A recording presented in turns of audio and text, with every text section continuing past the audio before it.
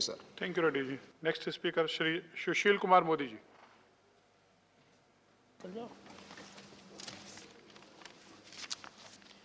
उपसभापति महोदय, मैं सेकेंड सप्लीमेंट्री और अप्रोप्रिएशन के पक्ष में बोलने के लिए खड़ा हुआ हूँ।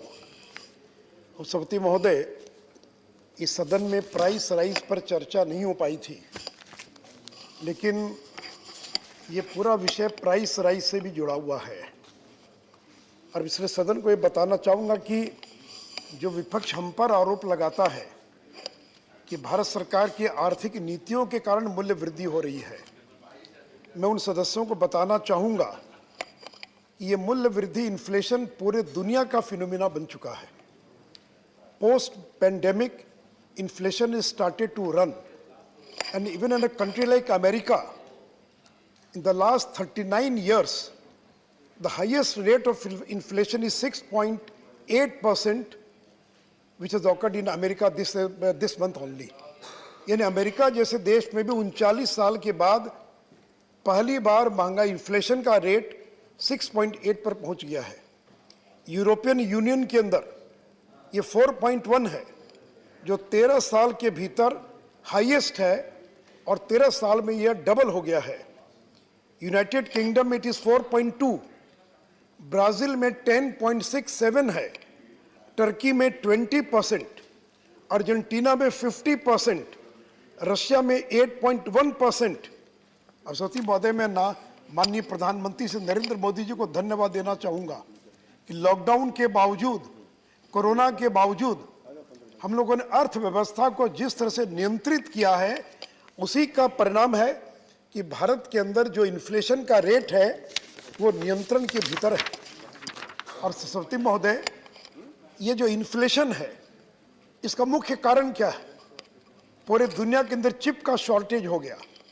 आपने देखा होगा अखबारों के अंदर की जो मोटर व्हीकल्स हैं उनकी बिक्री कम हो गई, क्योंकि जो सेमी कंडक्टर्स हैं, जो चिप्स हैं, उनकी सप्लाई जो है कोरोना और बाकी कारणों से चिप्स का शॉर्टेज हो गया है। इसलिए इलेक्ट्रॉनिक गुड्स, मोटर व्हीकल्स, उसी प्रकार कंटेनर का शॉर्टेज, शिपमेंट्स का शॉर्टेज, पूरे दुनिया के अंदर जिस तरह से डिमांड बढ़ी है तो कंटेनर्स का शॉर्टेज हो गया है।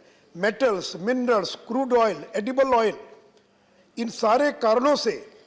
और सती महोदय, हम भारत की अर्थव्यवस्था पूरी दुनिया से जुड़ी है, हम आइसोलेशन में नहीं है। अगर पूरे दुनिया में महंगाई बढ़ती, इन्फ्लेशन बढ़ता है तो भारत उसे अछूता नहीं रह सकता है। India is force to import that international inflation. हम अंतर्राष्ट्रीय इन्फ्लेशन को हमको इम्पोर्ट कर रहे हैं, as India is linked with global economy and relies on global regional value chain for its economic operation. और सती महोदय, मैं ये भी सदन को बताना चाहूँगा कि 2008 में इस देश में किसकी सरकार थी? कांग्रेस की सरकार थी। ग्लोबल फाइनेंशियल क्राइसिस हुआ था, उस समय उन्होंने इन्फ्लेशन को किस तरह से कंट्रोल किया, जबकि 2008 के बाद न तो लॉकडाउन था, न कोई कोरोना था, फिर भी जो है, और उस समय महंगाई की दर कितनी ज़्यादा बढ़ गई थी। और सती महोदय, और हम लोगों ने इस कोरोना के बावजूद डिमांड और सप्लाई का बैलेंस बनाकर इन्फ्लेशन के रेट को हम लोगों को नियंत्रण में रखने का काम किया है। इसलिए ग्लोबल फाइनेंशियल क्राइसिस में भी जो लोग और यहाँ की अर्थव्यवस्था को नियंत्रित नहीं कर पाए, वो लोग हम पर आरोप लगाते हैं। और सती महोदय, इस इन्फ्लेशन बढ़ने का दो मुख्य कारण है। एक तो अंतर्राष्ट्रीय बाजार के अंदर जो पेट्रोलियम प्रोडक्ट्स हैं उनके दामों के अंदर वृद्धि, और दूसरा एडिबल ऑयल। और मैं सदन को बताना चाहूँगा कि हम अपनी आवश्यकता का 83% से ज़्यादा पेट्रोलियम प्रोडक्ट्स हमको इंपोर्ट करना पड़ता है।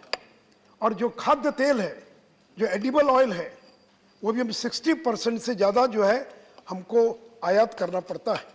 और सभापति महोदय, पेट्रोलियम प्राइसेस जहाँ 1.5 साल पहले $20 पर बैरल था, वो बढ़कर $80 पर बैरल पर पहुँच गया। और इसका एक बड़ा कारण ये था कि जो oil and petroleum exporting countries हैं, उन लोगों ने जानबूझ करके सप्लाई को कम कर दिया ताकि विश्व के बाजार में और पेट्रोलियम की जो है और वृद्धि हो सके, पदार्थों की वृद्धि हो सके। और इतना ही नहीं, तो एलपीजी के भी प्राइस में 238% की और वृद्धि हो गई अंतर्राष्ट्रीय बाजार के अंदर। और जो एक्सचेंज रेट है, क्योंकि हम आयात करते इसलिए हमको डॉलर में भुगतान करना पड़ता है, तो हमारा जो एक्सचेंज रेट है वो जहां 2014 में 60 रुपीस पर डॉलर था, वो बढ़कर 75 रुपीस पर डॉलर पहुंच गया। और इन सारी चीज़ों का ये परिणाम हुआ सौती महोदय कि अगर अंतर्राष्ट्रीय बाजार में अगर $1 अगर पेट्रोलियम की मूल्य वृद्धि होती है तो 50 पैसा प्रति लीटर भारत में उसके कारण वृद्धि होनी पड़ती है, करना पड़ता है। और सौती महोदय, मैं प्रधानमंत्री जी को धन्यवाद देना चाहूँगा जिन्होंने पेट्रोल और डीजल के मूल्यों में को नीचे लाने के लिए 10 रुपया प्रति लीटर पेट्रोल में और 5 रुपया प्रति लीटर उन्होंने कटौती करने का निर्णय लिया। और अधिकांश बीजेपी शासित राज्यों ने वैट में भारी कटौती की। लेकिन सौती महोदय, केरल में किसकी सरकार है? सीपीएम की सरकार है। उन्होंने कोई भी वैट के अंदर कटौती नहीं की। कांग्रेस महाराष्ट्र की सरकार में शामिल है, झारखंड की सरकार में कांग्रेस शामिल है, लेकिन कांग्रेस जिस सरकार में शामिल है महाराष्ट्र और झारखंड, वह उन्होंने पेट्रोल और डीजल के वैट में कोई कटौती नहीं की। सीपीएम ने कोई कटौती नहीं की। और ये तृणमूल कांग्रेस के लोग वेल में आकर हल्ला करते हैं। मैं जानना चाहता हूं ममता बनर्जी से कि जब बीजेपी शासित राज्यों ने पेट्रोल डीजल के वैट में कटौती कर दिया तो बंगाल ने क्यों नहीं कटौती किया? बगल के बिहार ने कटौती कर दिया, लेकिन अर्जुन मुंडा जी बैठे इनके राज्य झारखंड में, बगल के बंगाल में, तमिलनाडु में डीएमके की सरकार है, उन्होंने कोई कटौती नहीं किया। सौती महोदय, आज भी 7 राज्य ऐसे हैं जिन्होंने पेट्रोल और डीजल के मूल्य में किसी प्रकार की कटौती नहीं की। और आज अगर देश में सबसे ज्यादा अगर वैट किसी एक राज्य में है, उसका नाम महाराष्ट्र है, जहां पेट्रोल पर 39% और डीजल पर 28% और वैट लग रहा है।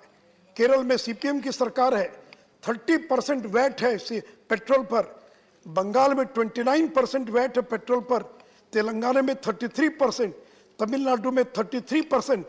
सौती महोदय, मैं आपसे जानना चाहता हूं कि अगर नरेंद्र मोदी की सरकार ने पेट्रोल और डीजल में इतनी बड़ी कटौती की और उस कटौती का परिणाम क्या हुआ? हर महीने 8,689 करोड़ का हमको नुकसान हुआ है। अगर हम कटौती नहीं करते तो per month government of India would have gained 8,689 crore per month we would have gained. And in a way, in a year 1,04,000 crore का रेवेन्यू लॉस भारत की सरकार को हुआ। लेकिन हमने उसकी परवाह नहीं की। हम चाहते थे कि लोगों को राहत मिले, लोगों को सुविधा मिले। और कांग्रेस की सरकार है छत्तीसगढ़ में, उन्होंने दिखावे के लिए कटौती की, 90 पैसे की कटौती की केवल वैट के अंदर। सौती महोदय, भारत की सरकार ने एक और बड़ा काम किया। हमारे पास पेट्रोलियम का स्ट्रेटेजिक रिजर्व है और हमने तय किया कि हमारे पास जो स्ट्रेटेजिक रिजर्व है उसे 5 मिलियन बैरल यानी 50 लाख बैरल हम उसे रिलीज करेंगे। और सदन को ये मालूम है कि स्ट्रेटेजिक रिजर्व हमने इसलिए बना के रखा है, विशाखापट्टनम में, मैंगलोर में, पाडूर में और 73-74 में जब अटल जी की सरकार थी, क्षमा करेंगे 73-74 में जब तेल का संकट हुआ और जब अटल जी प्रधानमंत्री बने तो ये निर्णय हुआ कि हम अपने तेल का भंडार रखेंगे और इतना भंडार रखेंगे कि 64 दिन तक अगर तेल का संकट हुआ तो भी हम मुकाबला कर सके। इसलिए हमने स्ट्रेटेजिक रिजर्व रखा और पहली बार भारत की सरकार ने यह निर्णय लिया कि हम स्ट्रेटेजिक रिजर्व से 50 लाख बैरल जो तेल है उसको हम रिलीज करेंगे। ये हम अमेरिका और दुनिया के बाकी देशों के साथ, ताकि दुनिया के अंदर और पेट्रोलियम पदार्थों के और मूल्य में कटौती हो सके। और सौती महोदय, जो हम पर आरोप लगाते हैं कि आपके समय में पेट्रोलियम पदार्थों के मूल्य में वृद्धि हुई है, मैं सदन को बताना चाहूँगा कि कि जब चिदम्बरम जी थे यहाँ के वित्त मंत्री तो उन्होंने ऑयल बॉन्ड्स इशू किया, ऑयल बॉन्ड्स, और कहा कि हम लोगों को लाभ दे रहे हैं, कटौती कर रहे हैं पेट्रोल और डीजल के दामों के अंदर। और सती महोदय, इन लोगों ने 1,30,000 करोड़ 1,30,000 करोड़ का ऑयल बॉन्ड जारी कर दिया, जिसका भुगतान हम लोग को करना पड़ेगा। यानी आपने दाम कटौती करके वाहवाही लूटा और ऑयल बॉन्ड इशू कर दिया और 1,30,000 करोड़ रुपया 15-16 से 10,000 करोड़ रुपया हमको ब्याज के रूप में और देना पड़ रहा है सती महोदय।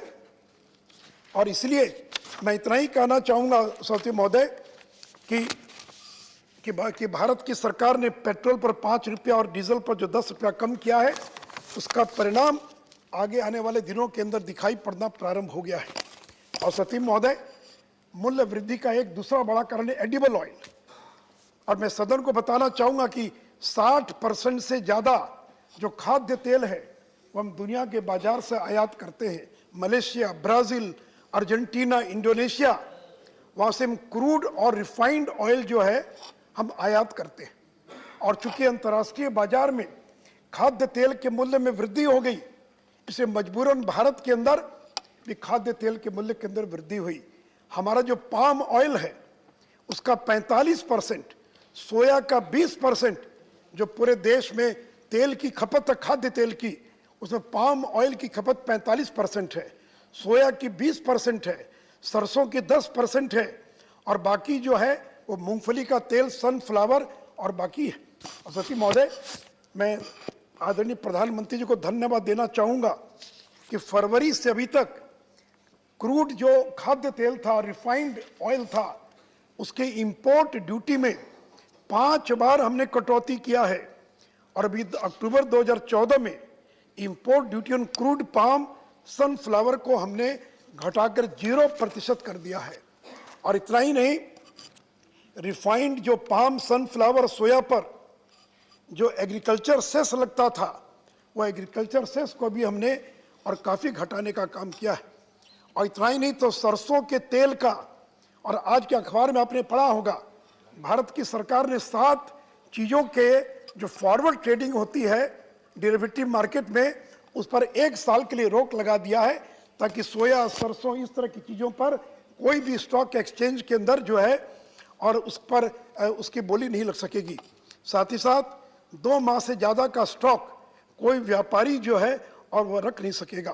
तो सती महोदय, और इतना ही नहीं, नरेंद्र मोदी दूरदर्शी व्यक्ति, तो जिन लोगों ने 60 साल राज किया उनसे मैं जानना चाहता हूं कि खाद्य तेल क्यों हमको आयात करना पड़ रहा, क्यों नहीं हम तिलहन की उपज को बढ़ाने का हमने काम किया। हमारी सरकार ने अगले 5 साल के लिए 11,040 करोड़ रुपए का national mission on edible oil, आदरणीय प्रधानमंत्री जी के कैबिनेट ने फैसला लिया है कि अगले 5 साल में 11,000 करोड़ खर्च करेंगे ताकि हम तिलहन के मामले में हम आत्मनिर्भर बन सके। और इतना ही नहीं सवती महोदय, कि टारगेट है कि पाम ऑयल का जो एकरेज है 6.5 लाख हेक्टेयर, उसका जो क्षेत्रफल है उत्पादन का, वो बढ़ाने का निर्णय लिया गया है। और क्रूड पाम ऑयल जो है, to grow production of crude palm oil to 11.2 lakh tonne by 25-26 और 28 लाख टन 29-30 तक हम इसके उत्पादन को बढ़ाने का हमने तय किया है। सवती महोदय, भारत की सरकार इस बात का भी विचार कर रही है कि अगर प्राइस बढ़ता है, फ्लक्चुएशन होता है, क्योंकि हम बड़े पैमाने पर तिलहन को प्रोत्साहित कर रहे हैं, जैसा मैंने बताया 11 लाख करोड़ रुपए का, 11,000 करोड़ रुपए का 5 साल का national mission for edible oil इस सरकार ने निर्णय लिया है। और हमने ये भी विचार किया भारत की सरकार ने कि जो किसान तिलहन पैदा करेंगे, अगर मार्केट फ्लक्चुएट करता है तो centre will pay the difference. Oil palm farmers को प्राइस का एश्योरेंस दिया गया है। अगर बाजार दर में और बाजार दर और उसके लागत मूल्य में अगर अंतर होगा तो भारत की सरकार जो है उसको फार्मर्स को वायबिलिटी गैप फंडिंग के द्वारा जो है और उसकी क्षतिपूर्ति करने का काम करेगा। और सती महोदय, इन सबों का परिणाम हुआ है कि पिछले 2 महीने के भीतर groundnut oil, mustard oil, soyabean, sunflower, palm oil, इन सबों के मूल्य के अंदर और भारी कमी आई है। सती महोदय, ये भारत की सरकार आज दाल की कीमत नियंत्रण में है। जब दलहन का संकट पैदा हुआ तो हमारी सरकार ने दलहन को दाल की खेती को प्रोत्साहित करने के लिए योजना बनाई। और सती महोदय, मुझे पूरा विश्वास है कि नरेंद्र मोदी के नेतृत्व में आगे आने वाले दिनों में ये दाल जो हमको बर्मा से आयात करना पड़ता है, हमको दुनिया के बाकी देशों से आयात करना पड़ता है, तो दलहन और तिलहन, ये जो खाद्य तेल है और जो पल्सेस हैं, इसके मामले में बहुत जल्द भारत जो है आत्मनिर्भर हो पाएगा। सत्य महोदय, इस सप्लीमेंट्री बजट में जो सबसे बड़ी राशि का प्रावधान किया गया है वो एयर इंडिया के लिए 62,000 करोड़ रुपए का, 62,057 crore for infusion into air India asset holding. सत्य महोदय, ये महाराजा इतना गरीब कैसे हो गया? जो एक जमाने में महाराजा, जो ये नवरत्न था एयर इंडिया, ये नवरत्न जो है वो गरीब हो गया कि आज उसको बेल आउट करना पड़ रहा। सत्य महोदय, और सत्य महोदय, आज अगर 70,000 करोड़ रुपए से ज्यादा का अगर कर्ज में डूबा था एयर इंडिया, तो उसका कारण ये कांग्रेस की सरकार है, जिन्होंने अपने 10 साल के शासनकाल के अंदर और एयर इंडिया और इंडियन एयरलाइंस को यहां तक पहुंचा दिया। सत्य महोदय, मैं सदन को बताना चाहूंगा कि 6-7 के अंदर एयर इंडिया का घाटा था 541 करोड़ और इंडियन एयरलाइंस का घाटा था 230 crore to 30 crore. To stem the rising losses, the UPA government on July 15, 2007 decided to merge Air India और इंडियन एयरलाइंस। तो इन्होंने मर्ज कर दिया एयर इंडिया और इंडियन एयरलाइंस को, और मर्ज करने का परिणाम ये हुआ, the merger was a gross mistake as there was no synergies, resources, aircraft, men, material and machines remained divided. The merger simply magnified problems like excess manpower. Satya Mahoday, the policies of UPA government vis-a-vis merge entity and arbitrary decision led to the airline posting a loss of, पहले ही साल में घाटा बढ़कर 2,226 करोड़ पहुंच गया। सत्य महोदय, और 2007 से लेकर 2009 के बीच में जो उसका घाटा था वो बढ़कर 7,200 करोड़ पहुंच गया। सत्य महोदय, बाय द एक बात मैं और सदन को बताना चाहूंगा सत्य महोदय, कि यूपीए की सरकार ने पहले निर्णय लिया गया था कि 11 एयरक्राफ्ट खरीदा जाना है, 11 एयरक्राफ्ट जो है वो खरीदा जाना था, लेकिन इन्होंने खरीदा कितना सत्य महोदय? इन्होंने 10 एयरक्राफ्ट खरीदना था, इन्होंने खरीदा 111 एयरक्राफ्ट खरीद लिया इन्होंने सत्य महोदय। तो जो एयरलाइंस घाटे में चल रही थी और केवल 10 नए हवाई जहाज खरीदना था, तो किसके कहने पर आपने 111 हवाई जहाज खरीदा सत्य महोदय? सत्य महोदय, विनोद राय जो सीएजी थे, उनकी किताब है ये not just an accountant. Vinod Rai describes how Air India's board of directors had originally placed a letter of interest on Airbus for only 10 aircraft. ये विनोद राय अपनी पुस्तक में इस बात का जिक्र किया है कि केवल 10 एयरक्राफ्ट खरीदने का निर्णय लिया था, but the Air India board was nudged to change the order to Boeing and increase the order from 10 to 111. सत्य महोदय, आखिर क्या कारण था कि 10 खरीदा जाना था और आपने 111 एयरक्राफ्ट और खरीद लिया? सत्य महोदय, प्लानिंग कमीशन ने भी इस पर घोर अपनी आपत्ति दर्ज की थी।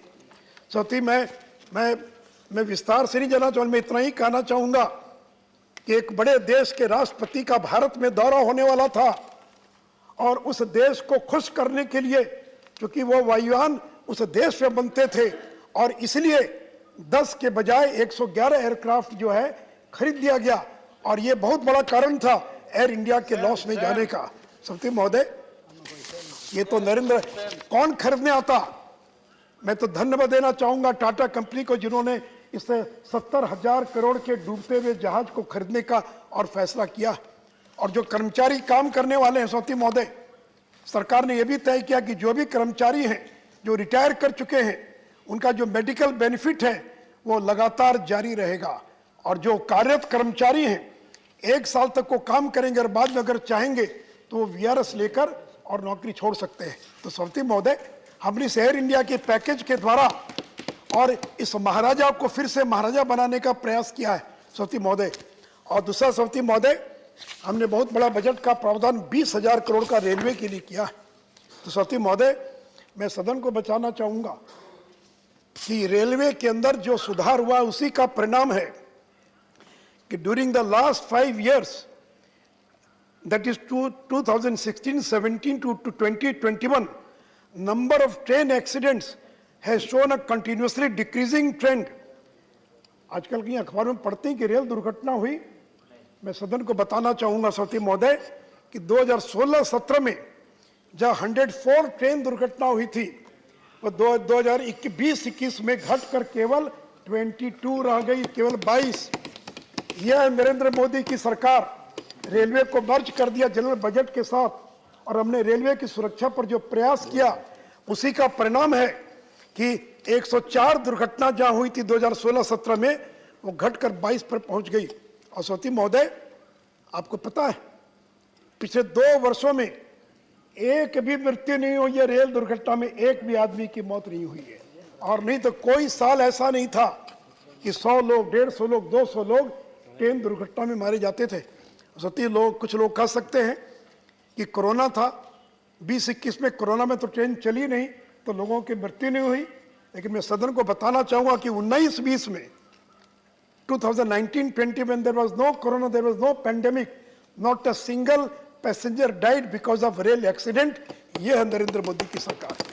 सभापति महोदय, इस बजट में 12,000 crore has been given for a major upgrade of stations and rupees 11,000 crore for covering the cost of 100 train sets। सभापति महोदय, एक और ऐतिहासिक काम किया है नरेंद्र मोदी की सरकार ने। आपको मालूम है कि ये जो ट्रेन चलती थी ये डीजल पर चलती थी। सरकार ने तय किया कि हम रेल का विद्युतीकरण करेंगे ताकि डीजल की बचत हो और पर्यावरण भी प्रदूषित नहीं हो। और मैं सदन को बताना चाहूंगा कि as on 1 April 2021 out of 64,689 broad gauge route kilometre, यानी 1 अप्रैल 2021 तक, लेटेस्ट आंकड़ा मेरे पास नहीं, 6 महीना पहले का आंकड़ा है, 64,689 ब्रॉड गेज जो रूट किलोमीटर है, अभी तक 71% हमने उसका इलेक्ट्रिफिकेशन कर दिया है। और बहुत जल्द भारत की सरकार 100% रेलवे के विद्युतीकरण के लक्ष्य को प्राप्त करेगी। और उसका परिणाम क्या हुआ सभापति महोदय? डीजल से जो कार्बन डाइऑक्साइड निकलता था, कितनी बचत हुई, तो मैं सदन को यह भी जानकारी देना चाहूंगा। This has resulted in a reduction in emission of 9.99 lakh ton of carbon dioxide, यानी करीब 10 लाख टन कार्बन डाइऑक्साइड को हमने बचा लिया जो वायुमंडल में जाकर प्रदूषित करता। We were able to save 10 lakh tonne of carbon dioxide in the year 1920। और 20-21 में कितना कार्बन डाइऑक्साइड हम कम प्रदूषित करेंगे? 25.48 lakh tonne of carbon dioxide हम कम प्रदूषित करेंगे। सभापति महोदय, ये सारी बातें जिस तरह से समाचार पत्रों में आनी चाहिए, समाचार पत्रों में नहीं आती है कि लोग कहते हैं कि आपने क्यों मर्ज कर दिया, क्यों आपने कर दिया। तो सभापति महोदय, और एक और बात फर्टिलाइजर्स के बारे में हमारे मित्र राकेश सिन्हा जी ने उसका विस्तार से जिक्र किया है कि अंतर्राष्ट्रीय बाजार में जो यूरिया है, जो डीएपी है, हम इंपोर्ट करते हैं। हमारी आवश्यकता का जो फर्टिलाइजर है करीब 35% से ज्यादा हम फर्टिलाइजर इंपोर्ट करने का काम करते हैं। And in this year 21-22 we have provided 1,55,000 crore हमने सब्सिडी के लिए प्रावधान किया है ताकि किसानों को ऊंचे मूल्य पर यूरिया और डीएपी खरीदना न पड़े। जो लोग किसानों को लेकर आंदोलन करते हैं, मैं उससे जानना चाहता हूं कि क्या डीएपी और यूरिया का दाम बढ़ा? लोगों को यूरिया डीएपी नहीं मिल रहा है जब अंतर्राष्ट्रीय बाजार में दाम बढ़ा। एंड सर, ग्लोबल 5 मिनट में और लेना चाहूंगा सर।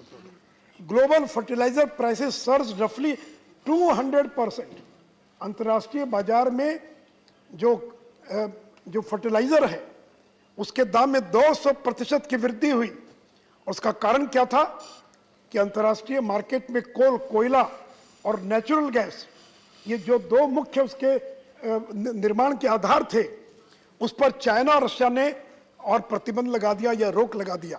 और उसका परिणाम यह हुआ कि चाइना और रशिया ने जब कोल और नेचुरल गैस के निर्यात पर नियंत्रण लगा दिया तो अंतर्राष्ट्रीय बाजार के अंदर फर्टिलाइजर के दाम के अंदर और काफी वृद्धि हो गई। और सभापति महोदय, और उसी का परिणाम है सभापति महोदय, और ये नरेंद्र मोदी जी की सरकार है जिन्होंने इसका प्रावधान किया। जो DAP India raises the subsidy to protect farmers from price shocks. Retail prices of a ton of DAP in India is less than half the global price. अंतर्राष्ट्रीय बाजार में डीएपी की जितनी कीमत है, भारत में उससे आधी कीमत पर हम किसानों को और देने का काम कर रहे सौती महोदय। और इसलिए पहले जहां 15 ट्रेनों से हम फर्टिलाइजर पहुंचा रहे थे, मैं धन्यवाद देना चाहूंगा रेल मंत्री और मनसुख भाई को और केमिकल फर्टिलाइजर के मंत्री को कि अब 30 ट्रेनों से हर राज्य के अंदर फर्टिलाइजर को पहुंचाया जा रहा है ताकि किसी प्रकार का कोई संकट नहीं हो सके।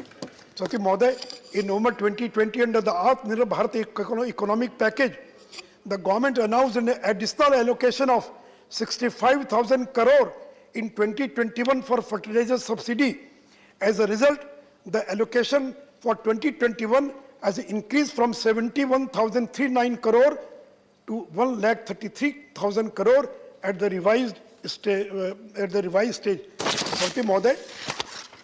सौती महोदय, निर्मला जी ने अभी सप्लीमेंट्री बजट पेश किया है। सौती महोदय, इस कठिन दौर से पूरी दुनिया गुजरी है और भारत भी किस प्रकार से गुजरा है, लेकिन मैं सदन को बताना चाहूंगा कि कुल मिलाकर 22 हाई फ्रीक्वेंसी इंडिकेटर्स हैं। किसी भी अर्थव्यवस्था को नापने के लिए 22 मानक तैयार किए गए हैं, 22 हाई फ्रीक्वेंसी इंडिकेटर्स। उस 22 में से हम 19 मानकों पर हमने 2019 में जितना था उसको हमने पार कर दिया है। केवल 3 ऐसे मानक हैं जैसे स्टील, डोमेस्टिक ऑटो सेल और एयर पैसेंजर ट्रैफिक। अभी भी हवाई जहाज में यात्रा करने वाले लोगों की संख्या कम है, लेकिन बहुत तरह का नियंत्रण है। और दूसरा स्टील भी हमको आयात करना पड़ता है। और ऑटो सेल्स, सेमीकंडक्टर के क्राइसिस के कारण गाड़ियों के उत्पादन में 6-6 महीना लग रहा है।